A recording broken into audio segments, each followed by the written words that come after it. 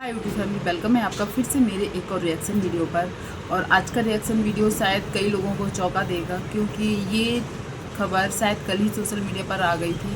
पर मुझे लगा कि थोड़ा सा और देख लेना चाहिए, क्योंकि ये किसी की फैमिली मैटर या बहुत सेंसिटिव मैटर है। मतलब किसी के जाने की बात है, तो ऐसे ही एकदम से वीडियो नहीं बनाना चाहिए। पर मैंने आज सोशल मीडिया पर और भी खबरें देखी, इसके बारे में सुना, तब मैं ये वीडियोस बना रही हूँ। तो मैं बात कर रही हूँ भोपाल की बहू नीतू मैना की। तो सुनने में आया है कि उनके देवर जो हैं उनकी डेथ हो गई है।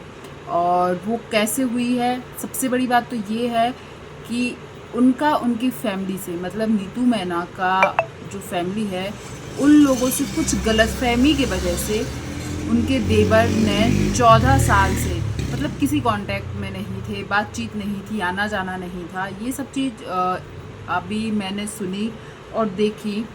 और शायद वो अभी लास्ट टाइम इतने सालों बाद, जो 14 साल का गैप था ना, वो इतने सालों बाद नीतू मैना के बर्थडे के टाइम शायद उनको देखा गया था उनके साथ। और इतने सालों की जो कुछ गलतफहमी थी वो दूर हो गई थी।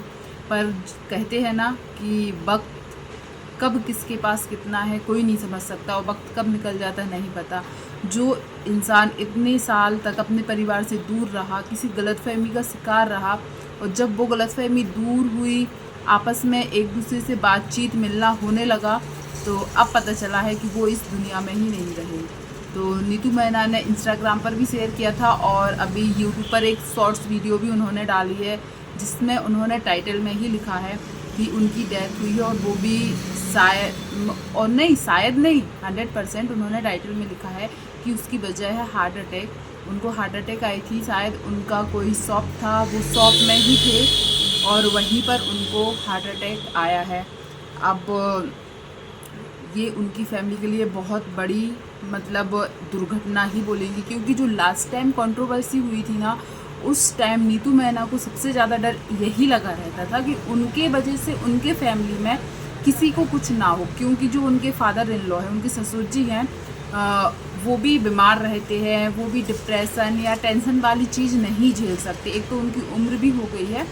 तो जब कंट्रोवर्सी हुई थी तब भी उनको यही डर रहता था कि उनके वजह से उनके ससुराल वालों को किसी चीज़ की टेंशन ना लेना पड़े, क्योंकि हेल्थ इश्यूज़ हैं उन लोगों को।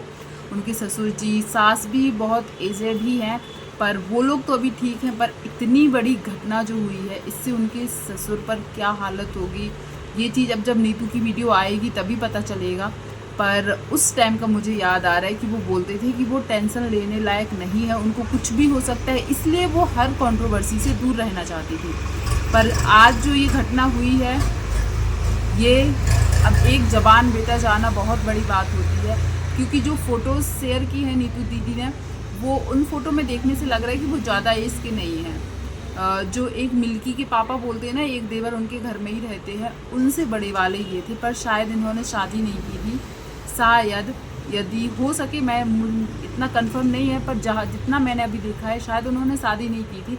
और यदि आप लोगों को इससे ज़्यादा जानकारी है तो ज़रूर बताइएगा कि उन्होंने शादी की थी या नहीं। तो सबसे पहले तो मैं शॉक्ड इसलिए हो गई थी जब मैंने कुछ खबरें देखी, तो उनके एक और जो देवर है जिनके साथ वो वीडियोस में आते हैं, मुझे लगा कहीं ये वही तो नहीं है। पर नहीं, ये उनसे बड़े वाले हैं, और इन लोगों के साथ वो नहीं रहते थे।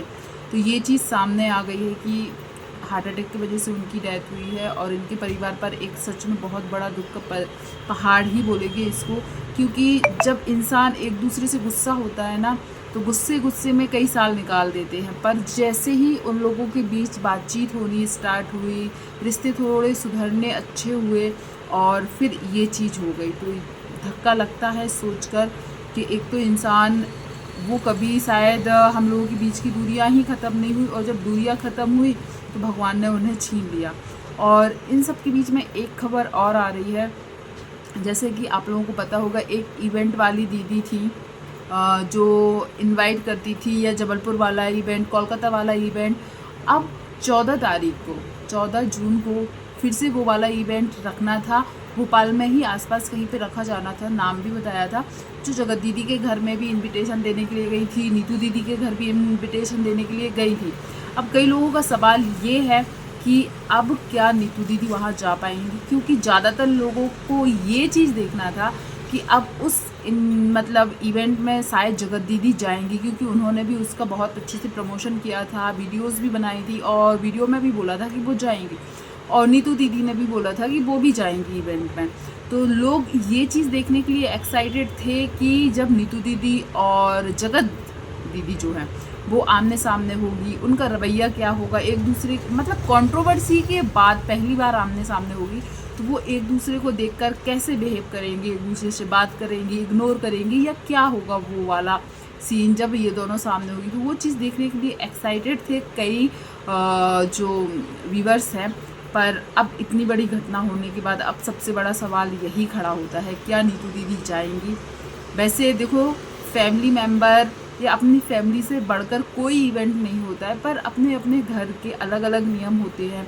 किसी के घर 13 दिन का नियम होता है, किसी के यहाँ 7-8 दिन का नियम होता है, 10 दिन का भी होता है। तो अब देखते हैं, जहाँ तक मुझे लगता है कि नीतू दीदी जैसी फैमिली पर्सन हैं, वो अपनी फैमिली को हमेशा आगे रखती है, तो मुझे लगता है वो शायद नहीं जाएंगी।